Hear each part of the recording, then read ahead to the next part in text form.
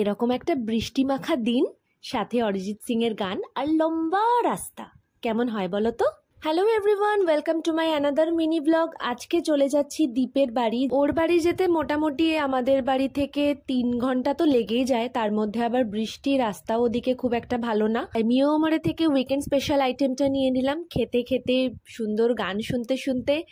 আর একটা মেঘলা দিনে চললাম আমি দীপের বাড়ি। আমি, ভাই, অপু, আমরা 3 জন সবাই মিলে। আর যথারীতি গাড়ি মানে ফ্রন্ট সিট তো আমার দখলে। বাট আমরা সবাই মিলে বৃষ্টি মাথায় নিয়ে কেন ওর বাড়ি এত দূরে যাচ্ছি সেটা তোমাদের জানাচ্ছি একটু পর। দীপের বাড়ি যাওয়ার রাস্তাটা এত সুন্দর, তার মধ্যে বৃষ্টি হয়ে আরও ভালো লাগছিল। এই একজন যেখানেই যাক না কেন, গাড়ি মানেই কিছুক্ষণ চলতে শুরু করলে তারপর ব্যাস উনি এলিয়ে পড়বেন। যেহেতু অনেকটা রাস্তা আর ভাই এক নাগাড়ে বৃষ্টির মধ্যে চালাচ্ছে, তাই আমরা একটা টি ব্রেক নিয়ে নিলাম। তো চা খাওয়ার পরে আর বেশিক্ষণ দাঁড়ালাম না। আমরা ওই দিন যাবো বলে সৌমিক আগের দিন রাত্রেই চলে এসেছে। তো আমরা যথারীতি নেমে দীপের জন্য অপেক্ষা করতে লাগলাম। ইয়েস, আমাদের গৃহপ্রবেশে যাকে আমি চিতা বলে সম্বোধন করেছিলাম, এই যে ফাইনালি এসে হাজির।